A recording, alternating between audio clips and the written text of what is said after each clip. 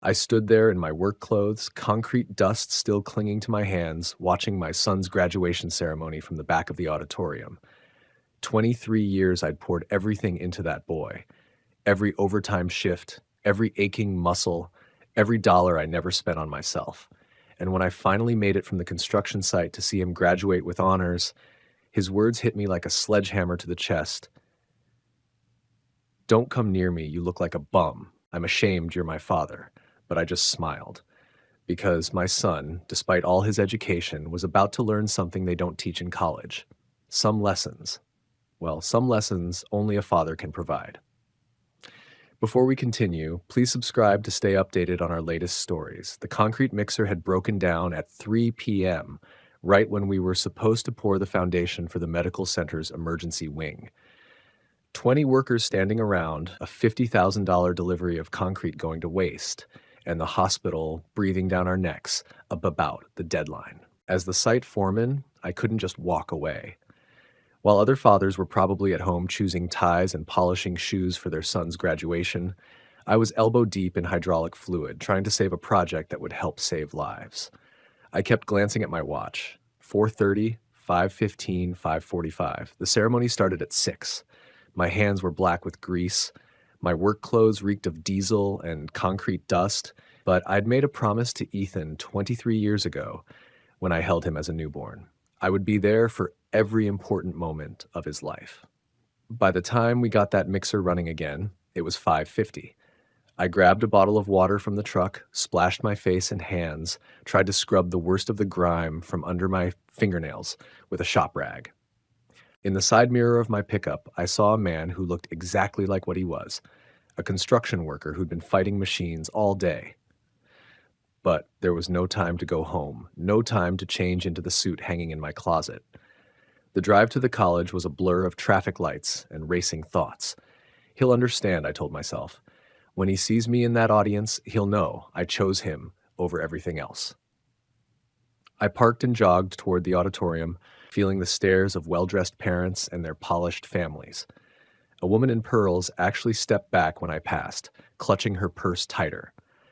I caught my reflection in the glass doors, steel-toed boots, work jeans with paint stains, a high-visibility vest still slung over my shoulder. But I walked through those doors anyway because my son was in there. From the back of the auditorium, I watched him cross that stage. Ethan James Whitmore, summa cum laude, business administration degree. My chest swelled with pride so fierce it almost hurt. This was the boy I'd carried on my shoulders to job sites when I couldn't afford babysitters, who'd done homework by the light of construction trailers while I worked late shifts. When the ceremony ended, I saw him surrounded by his friends near the stage, young men in pressed shirts and their parents in designer clothes, everyone beaming and taking photos. This was my moment. After 23 years of sacrifice, I was finally going to share in his triumph. I walked toward them, my work boots echoing on the polished floor, still carrying the scent of the job site. This was when my son would introduce me to his friends, when he'd tell them about the man who built his future with calloused hands. I approached the group with my heart hammering against my ribs, every step carrying 23 years of anticipation. The polished marble floor seemed to echo my work boots like thunder in a cathedral.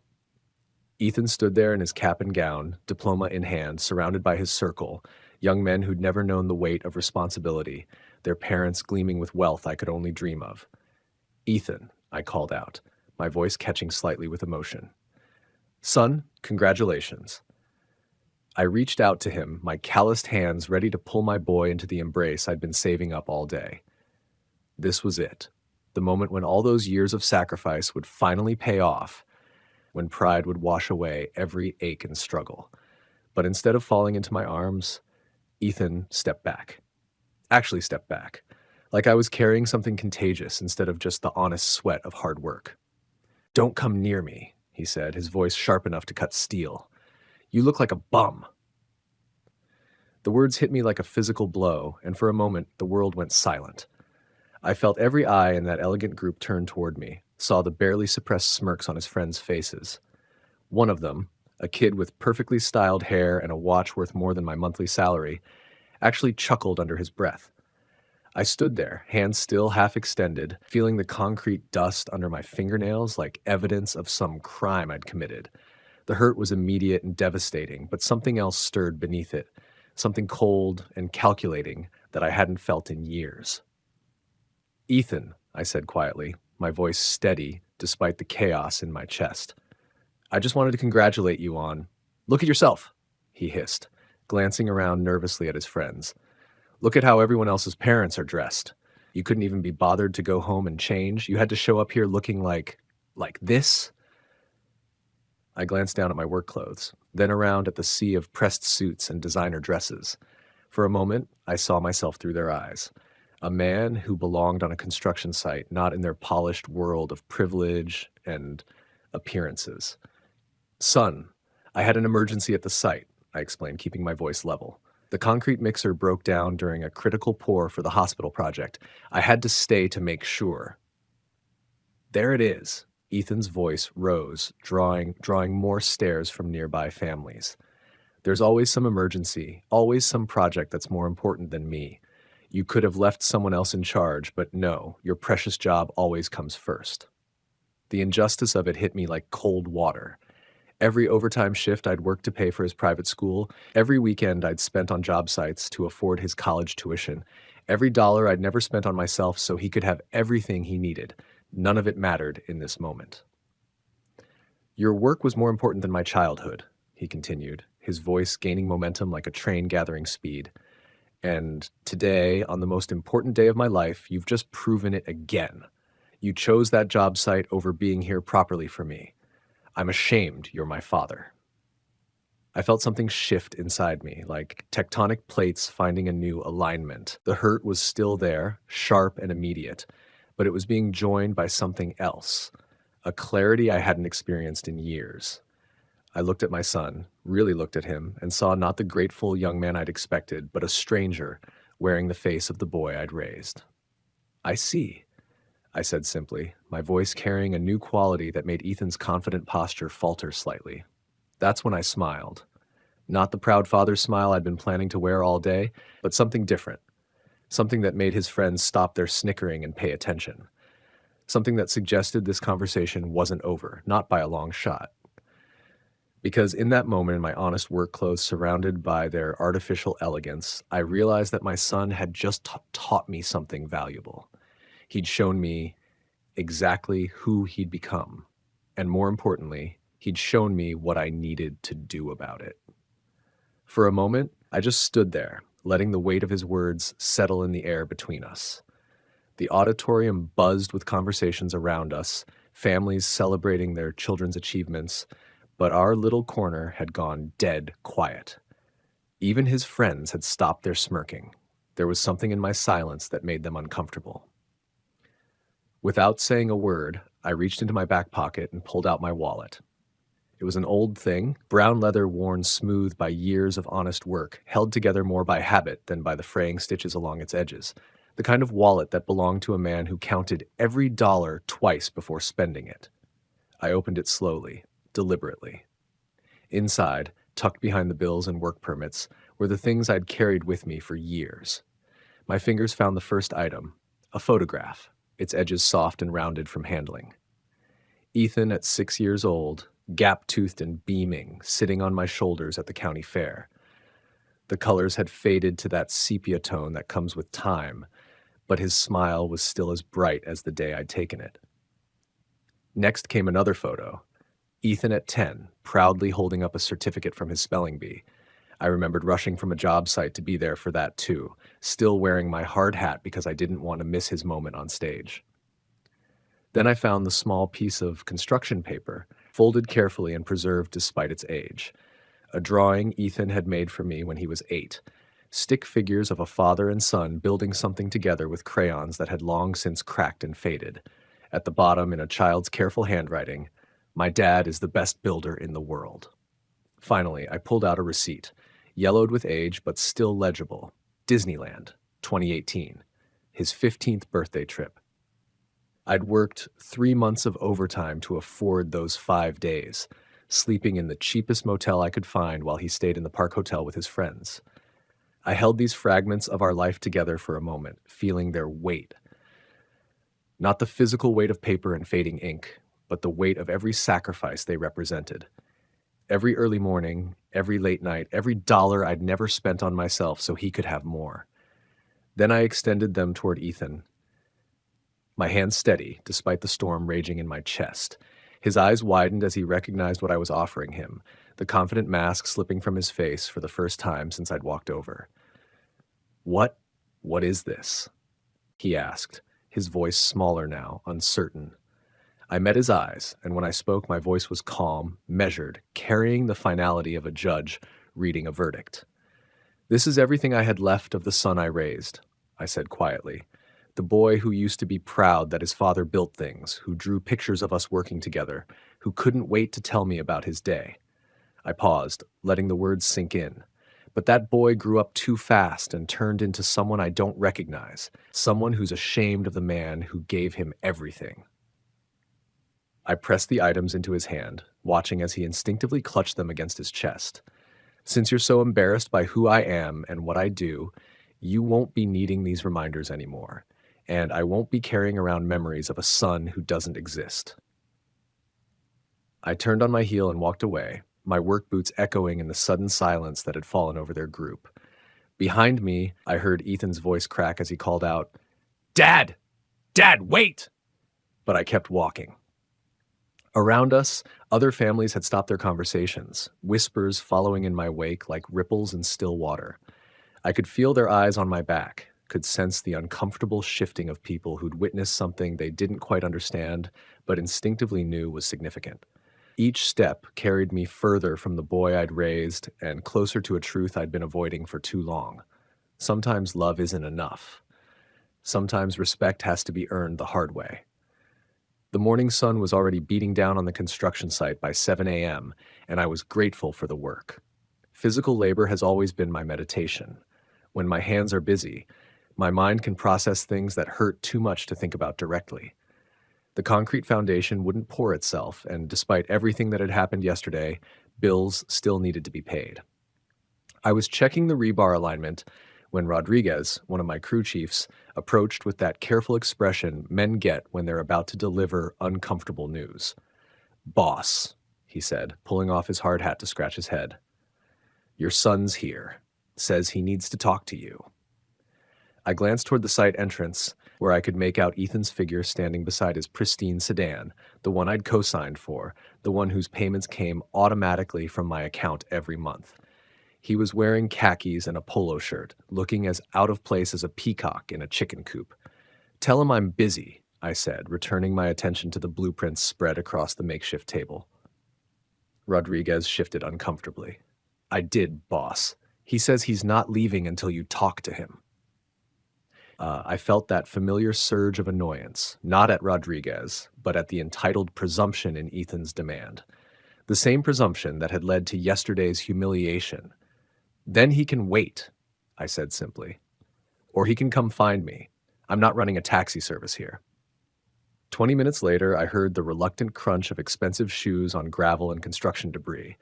I looked up to see Ethan picking his way carefully across the site, his face a mask of barely concealed disgust as he tried to avoid the mud and concrete dust that was just part of life here. "You need a hard hat to be on this site," I called out without looking up from my work. "OSHA regulations." The silence stretched long enough that I finally raised my head. Ethan stood there, clean and pressed and looking like he'd rather be anywhere else in the world. Around us, my crew had slowed their work slightly. Not obviously, but enough to listen. These were men who understood respect, who knew what it meant to build something with your hands. "Dad, listen," Ethan began, his voice carrying that same tone he'd used as a teenager when he'd been caught in a lie. "About yesterday, maybe I was a little harsh. A little harsh." I let that phrase hang in the air between us while I continued measuring rebar spacing. This wasn't an apology. It was damage control. "Maybe you were," I agreed mildly, making a note on my clipboard. "Or maybe you were just being honest for the first time in years." "Come on, Dad. Don't be like this. It was a big day. There was a lot of pressure." I straightened up and really looked at him then. Even here, surrounded by the honest work that had paid for his entire life. He couldn't bring himself to actually apologize. Couldn't admit he'd been wrong. You know what, son? You're absolutely right. It was a big day. I pulled off my work gloves, giving him my full attention. Big enough that I've had time to think about some changes that need to happen around here. Something in my tone must have warned him because his rehearsed contrition faltered. First thing, I continued, my voice carrying clearly across the site, I'm no longer making payments on your car. That's your problem now. And if they come to repossess it, that won't bother me in the slightest. You're a college graduate. Figure it out. His face went pale. Dad, you can't just... Second, I interrupted, don't come to me for advice anymore. How could someone with such a bright future possibly need help from a bum? You're educated, you're independent, you've got it all figured out. I gestured around the construction site. This is beneath you, remember? So handle your own problems. Around us, I could hear the barely suppressed chuckles of my crew.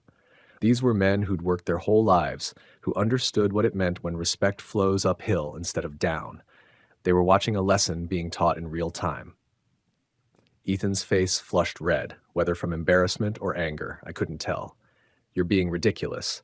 I just need. What you need, I said, putting my gloves back on, is to learn that actions have consequences. Words have consequences. You made your position very clear yesterday. Now I'm making mine clear today. I turned back to my work, dismissing him as thoroughly as he'd dismissed me in front of his friends. You wanted to be independent? Congratulations, you got your wish. The sound of his footsteps retreating across the gravel was almost drowned out by the renewed laughter of my crew. Rodriguez caught my eye and nodded approvingly. These men understood justice when they saw it. 3 weeks had passed since that day at the construction site. 3 weeks of silence between us, broken only by fragments of information that filtered through the family grapevine like water through cracked stone. Each call from a relative was a small knife twist, reminding me that my son existed somewhere out there in the world, living a life that didn't include me. My sister called first, her voice carrying that careful tone people use when they're walking through a minefield of family drama. He moved out, David, she told me, and I could hear her stirring coffee in the background. Got himself a little apartment downtown, one of those studio places that costs more than your mortgage, if you can believe it. I could believe it. I'd helped pay for Ethan's lifestyle long enough to know how expensive his tastes had become. How's he managing that? I asked, though I wasn't sure I wanted to know.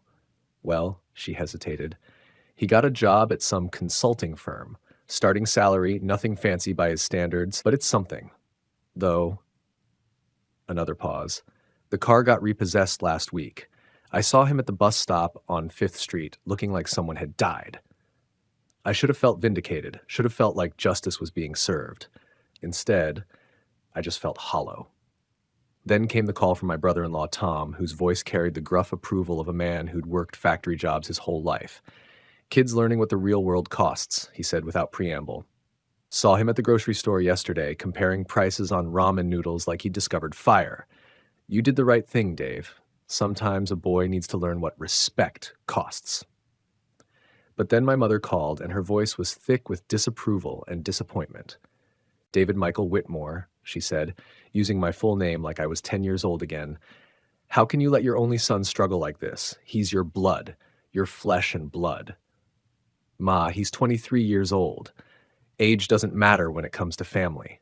Her voice cracked with emotion. I've been watching him at church, David. He sits in the back now, by himself. Looks like he hasn't been sleeping. This has gone too far. I closed my eyes, feeling the familiar weight of guilt that only a mother can place on her son's shoulders. He called me a bum, Ma, in front of his friends, said he was ashamed of me. He's young. He made a mistake. You're his father. You're supposed to be the bigger person. I've been the bigger person for 23 years, I said quietly. Maybe it's time he learned to be one too.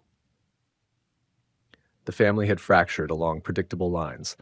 My mother and youngest sister thought I was being cruel. My father, a man who'd worked in steel mills until his hands were permanently stained black, understood. My older brother sided with me. The cousins were split. Even at family gatherings I didn't attend, I knew they were talking about us, choosing sides like it was some kind of war. I tried not to think about it too much, tried to focus on the work, on the steady rhythm of building something solid from nothing. But memories have a way of ambushing you when your hands are busy but your mind is idle. I'd catch myself remembering Ethan at 8, helping me build a tree house, his small hands trying to hold the level steady while I positioned the boards. Or at 15, bringing me a sandwich and a cold beer while I worked on the deck, staying to tell me about his day at school. Those memories felt like they belonged to someone else now, like they were about a different father and a different son. But then Rodriguez handed me a contract that made my blood run cold and warm at the same time. "Big commercial job," he said, sliding the papers across my makeshift desk. "Office renovation downtown. Client specifically requested us. Heard good things about our concrete work from the hospital project."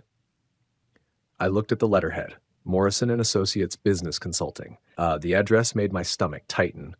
It was one of those gleaming downtown buildings where young professionals went to make their fortunes, the kind of place where Ethan probably felt more at home than he ever had in our working class neighborhood. But it was the signature at the bottom of the contract that stopped my heart entirely. James Morrison, managing partner, Jimmy Morrison. I stared at that signature, remembering a skinny kid with thick glasses who'd sat next to me in Mrs. Rodriguez's algebra class. Jimmy, who'd shared his lunch when my family couldn't afford the school meal plan, who'd helped me with homework when I was too proud to ask the teacher for help. Jimmy, who'd been my best man when I married Ethan's mother, who'd gotten drunk with me the night before the wedding and told me I was lucky to find love so young. We'd lost touch over the years, the way people do when their lives take different paths. He'd gotten a scholarship to business school while I'd started working construction to support my pregnant girlfriend. I'd heard through mutual friends that he'd done well for himself, built a successful consulting firm, married a doctor, bought a house in one of those neighborhoods where the problems were things like homeowners, association fees, and which private school had the best lacrosse program. And now, somehow, by some impossible twist of fate, he was Ethan's boss. I sat there holding that contract, feeling the weight of 25 years of missed opportunities and divergent paths. Jimmy didn't know about Ethan being my son. How could he? My son had been so determined to distance himself from his blue-collar roots, he probably never mentioned having a father in construction. For all I knew, he'd invented some cover story about his family, the way young people do when they're ashamed of where they came from. That evening, I found myself scrolling through old phone contacts until I found Jimmy's number, saved from a Christmas card exchange years ago. My finger hovered over the call button for a long time. What was I even going to say? "Hey, remember me, the guy whose life went in a completely different direction from yours? By the way, you're employing my ungrateful son who thinks I'm a bum?" Before I could second guess myself, I dialed. "Morrison and Associates. This is Jim Morrison speaking." The voice was familiar, but different. Deeper now, polished by years of boardroom meetings and client presentations. Professional. Confident. Everything I'd never learned to be. "Jimmy, it's David Whitmore from Jefferson High." The pause stretched long enough that I wondered if he'd forgotten me entirely. 25 years was a long time. Maybe I was just another name from a past he'd outgrown. Then, "David? David Whitmore? Jesus Christ? How long has it been? How did you get this number?" "You sent me a Christmas card about 5 years back. I kept it." I found myself smiling despite everything. "Heard you're doing pretty well for yourself." "Can't complain," he said, and I could hear genuine warmth creeping into his professional tone. "Started this consulting firm about 10 years ago. Been growing steady ever since. What about you? Still in construction?" "Still swinging hammers and pouring concrete." I confirmed. "Actually, that's why I'm calling. My company just got awarded a contract for some work at your office. Renovation project." "No kidding." Small world. His voice brightened with genuine enthusiasm. "You know, I should have recognized the company name, Whitmore Construction." "That's fantastic, Dave. We should definitely catch up properly when you start the work. I want to hear everything, what you've been up to, how life's treated you." "I'd like that too," I said, and meant it. But there was something else I needed to know, something that was eating at me like acid. Jimmy, I've got to ask you something, and it might sound strange, but you wouldn't happen to have a young guy working for you named Ethan Whitmore, would you? The pause that followed was different from the first one.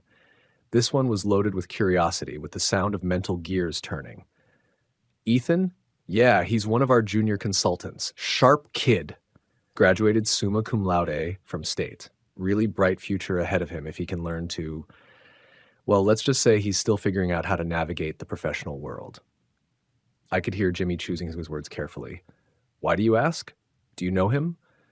Wait a minute. I could practically hear the realization dawning. Whitmore, David Whitmore. Is he? He's my son. The silence that followed felt like it lasted forever. I could hear Jimmy breathing on the other end of the line, could almost feel him processing this information, connecting dots that probably painted a picture he wasn't expecting. Dave, he said finally, his voice completely different now, gentler, more careful, loaded with questions he wasn't sure he should ask. I think we really need to talk. The Morrison and Associates building was exactly what I'd expected. Glass and steel reaching toward the sky, the kind of place where people wore expensive suits and talked about quarterly projections over $15 coffee. As my crew and I unloaded our equipment from the trucks, I caught glimpses of the office workers through the windows. Young professionals moving with that particular urgency of people who believed their work was changing the world. I was directing Rodriguez on where to set up the concrete mixer when I heard a familiar voice behind me. Dave? Dave Whitmore. I turned to see Jimmy Morrison walking toward me, and for a moment time folded in on itself. He was older, obviously, his hair silver now instead of the sandy brown I remembered, his frame filled out with the comfortable weight of success. But his smile was exactly the same, warm and genuine, the smile of a man who'd never forgotten where he came from. Jimmy, I said, pulling off my work gloves to shake his hand. Good to see you. Jesus, look at you, he said, gripping my hand with both of his. You look exactly the same. Maybe a little more weathered, but construction'll do that to a man. 25 years of honest work, I said. It leaves its mark. We stood there for a moment, two old friends bridging the gap of decades and divergent paths. Around us, my crew continued their setup, and I could see office workers gathering at the windows, curious about the construction activity. Listen, Jimmy said, his voice dropping lower. We should talk about Ethan, privately. He led me to a small conference room on the ground floor, away from the curious eyes of his employees. Through the glass walls, I could see the main office floor, could see young people at their desks, including a familiar figure hunched over a computer in the far corner. Ethan looked different in his work environment, more polished, more confident than he'd been at the construction site. He wore a crisp white shirt and navy slacks, his hair styled in a way that probably cost more than I spent on groceries in a month. This was the life he'd chosen, the world he'd wanted to be part of, the world where his father didn't belong. Dave, Jimmy began, settling into a chair across from me, I need to tell you some things about your son, and I'm not sure you're going to like what you hear. I braced myself. Go ahead. He's smart, I'll give him that. Sharp analytical mind, good with numbers. But, Jimmy rubbed his forehead, choosing his words carefully. He's got some attitude problems, treats the support staff like they're invisible, talks down to colleagues who didn't go to as prestigious a school as he did, and he's got this need to project an image that doesn't quite match reality. What do you mean? Jimmy's expression grew uncomfortable. Well, for starters, he's told everyone here that his father is a successful business executive, high-level corporate stuff. He talks about growing up with privilege, about family connections in the business world. He even mentioned once that you're involved in major development projects around the city. I felt a familiar ache in my chest, the same one I'd felt when Ethan called me a bum at graduation. He's ashamed of me. That's not even the worst part, Jimmy continued. 2 weeks ago, we had a team-building exercise where everyone was supposed to talk about what they learned from their parents. Ethan gave this elaborate speech about how his father taught him the importance of strategic thinking and leveraging resources. He made you sound like some kind of Fortune 500 CEO. The irony wasn't lost on me. In a way, I had taught him about strategic thinking and leveraging resources. I'd strategically worked overtime for years and leveraged every dollar I earned to give him the best life I could. But that wasn't the story he was telling. I wish I could say I was surprised, I said quietly. Dave, I'm sorry. If I'd known, when I hired him, I had no idea he was your son. And now that I do know, I feel like I'm seeing him completely differently. How so? Jimmy leaned back in his chair, his executive demeanor softening into something more personal. I keep thinking about you in high school. Remember how you used to work at Henderson's grocery store after school? You'd come to class sometimes with flour under your fingernails from stocking the baking aisle, but you never complained, never acted like the work was beneath you. And here's your son, embarrassed by honest work that's 10 times more skilled and valuable than what that grocery store job was. A commotion outside the conference room caught our attention. My crew was wheeling in equipment, and I could see Ethan looking up from his desk with obvious irritation at the disruption. I should get back to work, I said. This renovation won't manage itself. Of course. But Dave, what do you want me to do? About Ethan. Do you want me to tell him I know you? I looked out at the office floor, at my son in his carefully constructed professional world, and felt a plan forming in my mind. Not yet, I said. Let me work here for a few days first. I want to see this for myself. Over the next 3 days, I got a front row seat to my son's professional life. The renovation work put me and my crew right in the middle of the office environment, and I watched Ethan like a hawk studying its prey.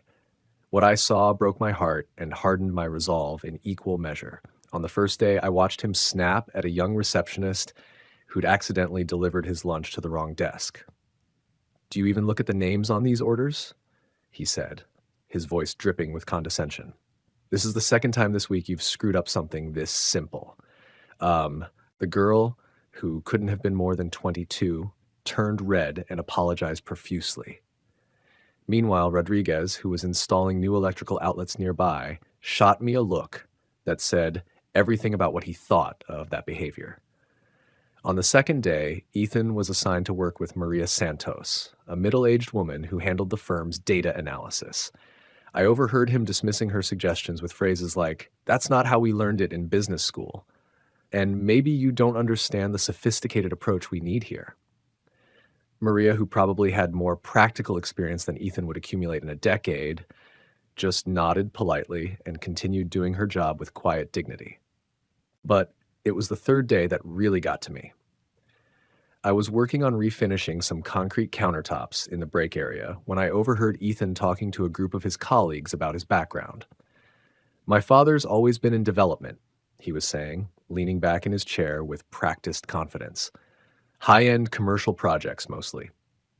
He taught me that success is about understanding leverage, knowing how to use your resources and connections to maximum advantage." One of his colleagues, a young woman named Jennifer, seemed impressed. That must have been great growing up, having that kind of business insight at home. "Oh, absolutely," Ethan continued, warming to his subject. He always stressed the importance of presentation, of making sure you're taken seriously in professional environments.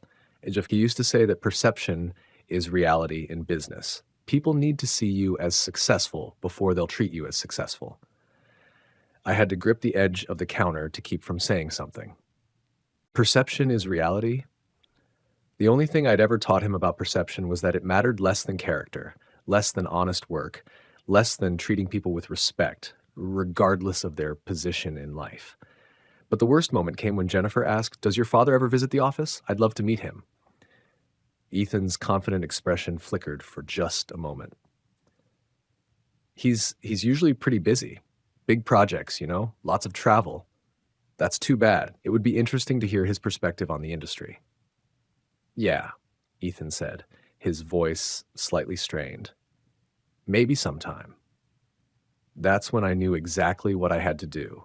I waited until Friday afternoon when the office was winding down, but most people were still at their desks.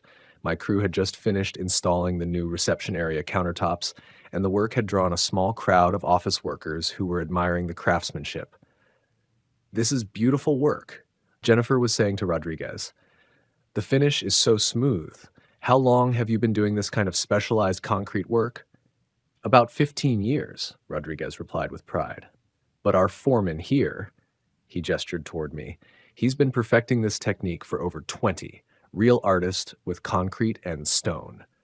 I could see Ethan at his desk, trying to pretend he wasn't listening, his shoulders tense as more of his colleagues gathered around to discuss the renovation. The detail work is incredible, said another employee, running his hand along the seamless edge of the counter. You don't see craftsmanship like this every day. That's when Jimmy appeared, and I could see the slight smile on his face that told me he knew exactly what was happening. Everyone getting acquainted with our contractors? Jimmy asked cheerfully. We're really fortunate to have Whitmore Construction on this project. David here has a reputation for excellence that stretches back decades. I saw Ethan's head snap up at the mention of my name, saw the color drain from his face as he realized what was about to happen. David Whitmore, Jimmy continued, his voice carrying clearly across the office, is one of the finest men I've ever known. We went to high school together, actually. He's the kind of person who's been teaching people about integrity and hard work since before some of you were born. The group around the counter was listening intently, clearly impressed by Jimmy's endorsement. I could see Ethan frozen at his desk, trapped between his lies and the truth that was unfolding in front of his colleagues. In fact, Jimmy said, his eyes finding mine with perfect understanding, David here has probably taught more people about real success, the kind that comes from dedication, sacrifice, and putting others before yourself, than most business schools ever could. I stepped forward, feeling the weight of 23 years of fatherhood, of sacrifice, of love that had been thrown back in my face.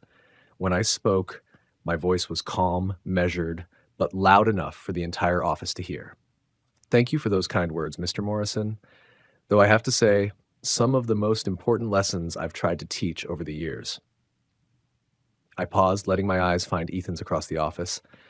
Well, sometimes those lessons take a while to sink in. Sometimes people have to learn the hard way about the difference between real success and just putting on a good show. I smiled then, the same smile I'd given Ethan at his graduation, and I saw recognition dawn in his colleagues' eyes as they began to put the pieces together. The same last name, the timing of my arrival, the way Ethan had gone absolutely rigid at his desk. But that's okay, I continued, my voice carrying the finality of a judgment rendered. Because eventually everyone learns that you can't build anything lasting on a foundation of lies. Whether it's a building or a reputation, the truth has a way of rising to the surface. The office had gone completely quiet. I could see Jennifer looking between me and Ethan with growing understanding, could see other colleagues beginning to whisper among themselves. And I could see my son sitting there in his expensive shirt and carefully styled hair, finally understanding that some lessons can't be avoided forever. Sometimes they just come looking for you at work. Ethan sat there like a statue, his face pale as concrete dust, his carefully constructed world crumbling around him with each passing second. I watched him try to shrink into his chair, watched him realize that there was nowhere to hide from the truth that had just walked through his office door wearing work boots and carrying calloused hands. Jennifer was the first to break the silence, her voice barely above a whisper. Whitmore. Oh my God. Jimmy stepped forward then, his expression serious but not unkind. Well, he said, addressing the gathered crowd, I think we've all learned something important today about the value of honest work and the people who do it. He walked over to Ethan's desk with measured steps, each one echoing in the unnatural quiet of the office. When he reached Ethan, he leaned down and spoke in a voice just loud enough for everyone to hear. You know, Ethan, in my experience, the most successful people I've ever worked with, whether in boardrooms or construction sites, are the ones who understand that respect isn't something you inherit or fake. It's something you earn, every single day. Ethan opened his mouth as if to respond, but nothing came out. What could he possibly say? That he'd been lying for months? That he'd been ashamed of the man who'd sacrificed everything to give him this opportunity? I packed up my tools slowly, deliberately, that letting the weight of the moment settle over the office. My crew followed my lead, professional as always, treating this like any other job site.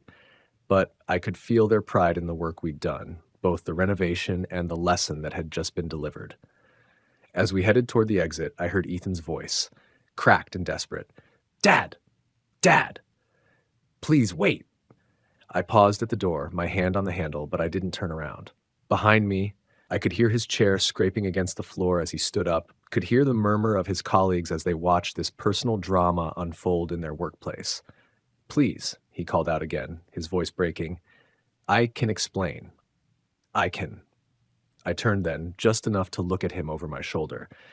He was standing next to his desk, his perfect professional appearance somehow looking disheveled despite nothing actually being out of place. It was as if the truth had rumpled him from the inside out. There's nothing to explain, son, I said quietly. You've made everything perfectly clear. Then I walked out, my crew behind me, leaving him standing there in the wreckage of his own making. The days that followed were harder than I'd expected. Not because I regretted what I'd done, but because the silence felt different now. Before, the space between us had been filled with anger and disappointment. Now it was just empty. My phone rang constantly, 3 times the first day, 5 times the second, 8 times on the third day. I could see his name on the caller ID, could imagine him sitting in that expensive apartment he could barely afford, trying to find words that might undo what had been done. But I never answered. What was the point? I'd spent 23 years listening to him, supporting him, believing in him. I'd given him everything I had to give, and he'd thrown it back in my face because he was ashamed of where it came from. That was his lesson to learn now. Mine was already complete. To hear the next story, click the box on the left, and as always, thank you for watching.